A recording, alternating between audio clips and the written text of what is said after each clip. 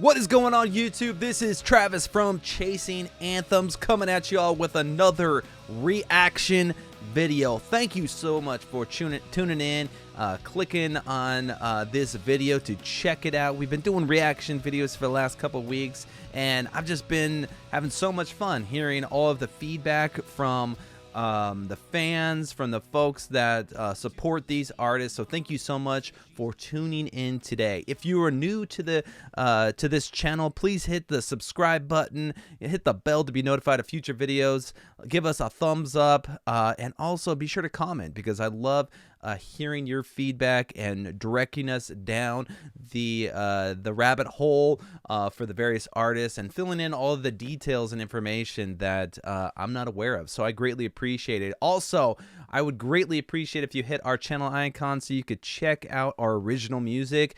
That's what we're doing, right? We're doing these reaction videos to get our original content out there, as well as support other artists who've inspired us and hopefully who will make us better artists in the near future. Got some exciting news right above me over it. This is our new single. We're going to be dropping on iTunes and all of the other streaming platforms, Spotify, Apple Music, Pandora, all that good stuff. You can find it anywhere that music's going to be streamed January 14th. So do not miss it if you subscribe to this channel. We'll also be uploading a music video in the very near future, as well as lyrical videos, all that kind of good stuff to get it out there. I promise you this one's going to be good. It's different than anything else we've done, and it's a lot of mixture of the inspirations that we get from other bands. But with that being said, enough about us and our band Chasing Anthems. Let's get into the video that we're going to be discussing today. We're checking out Nirvana, The Man Who Sold the World. This is, in my opinion, one of the best unplugged video sessions that MTV did. This is when MTV was on the top of their game, when people actually tuned in to listen to music and watch music videos, which is pretty rare these days if you tune into MTV2 or whatever is even out there anymore. I don't even know, to be honest with you. But this was when you were glued to that TV, when you would tune in to check out the newest and latest artists. So with that being said, let's get into Nirvana's Unplugged, Man Who Sold the World, which was originally written by David Bowie. And click right here on the channel card to check out the reaction we did for David Bowie. David Bowie, my bad.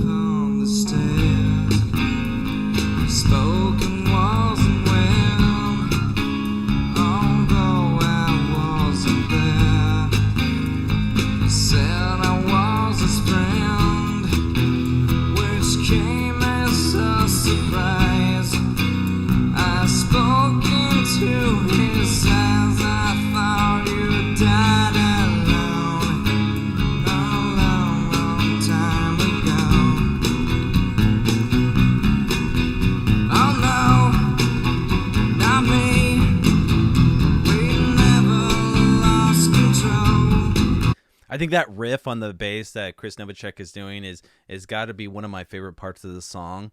I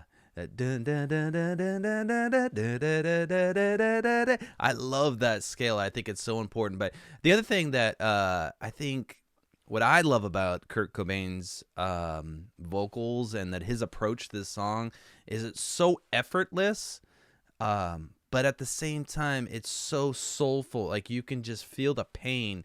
I believe this was one of the last live performances that was recorded. Correct me if I'm wrong. I think there might have been one or two more after this, but this is one of the last performances, to my knowledge, that they performed. And you can feel the pain and the sorrow that's going on, and you hear that in the music and the way that it's being projected. And I think it's phenomenal. I think Alice in Chains did a great job. I like Oasis's version. There's probably some other good unplugged ones, but I think for me, this is definitely the face. What's your favorite unplugged album that MTV did back in the day? Go ahead and comment below. I'd love to check those out. Be sure to include a link. The face to face of the man who sold the world.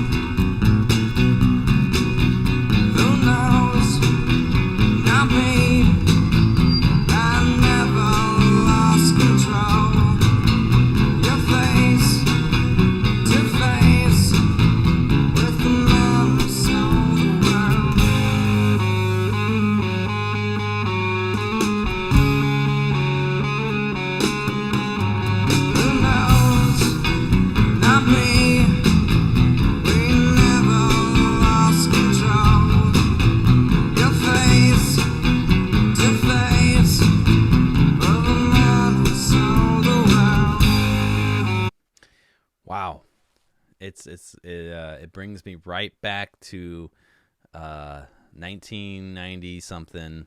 The clothing, the style, the genre, the whole nine yards.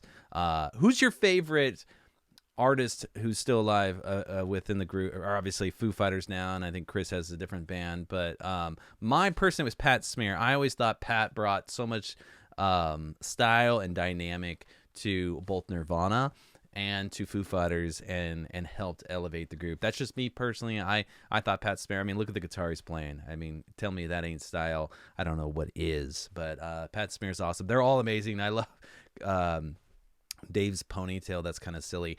I was thinking too about the orchestra, or the cello that's being played. I can't remember if that was used in all of the unplugs, or if that was just brought in for Nirvana or various artists. I think that was a really smart move. I think that really added a lot of dynamics to it. Same thing with like when Metallica played with the San Francisco Symphony. I think allowed people to see them in a different light and hear them from a different perspective.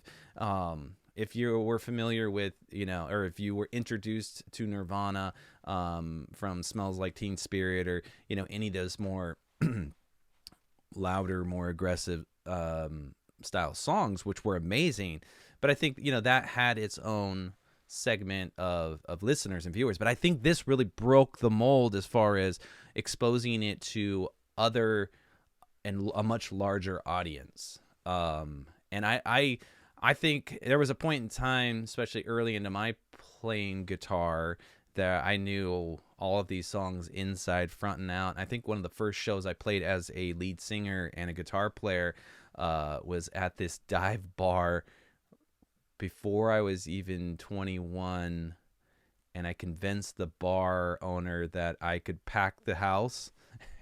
And literally, I think there was 5 people, us 3 in the band, and my parents. Needless to say, we did not get paid that night. He was pissed and did not get invited back. But I think half my set that I had played was from this Unplugged album. So very instrumental in my learning of playing the guitar and becoming a performer.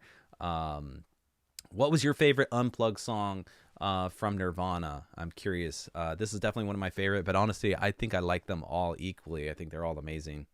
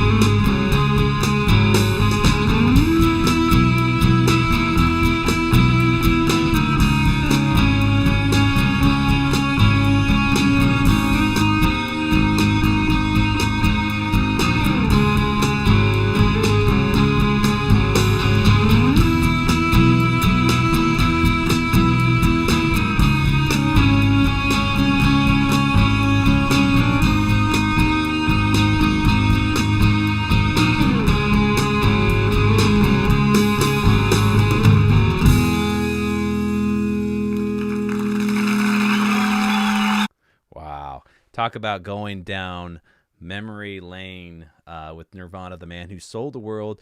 Unplugged brought back so many memories, so much joy of that time period in music, that if you didn't experience it during that time period, it's almost hard to relate to.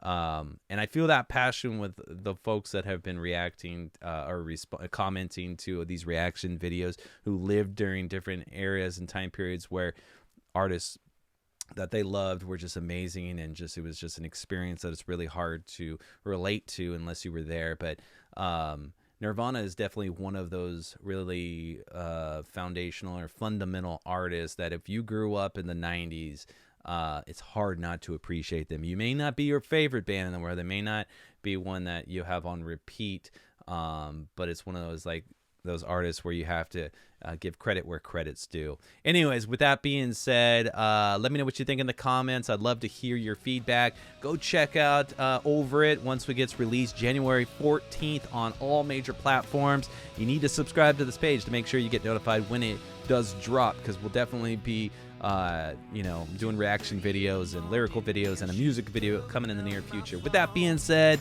I will check you guys out on the next one. Peace.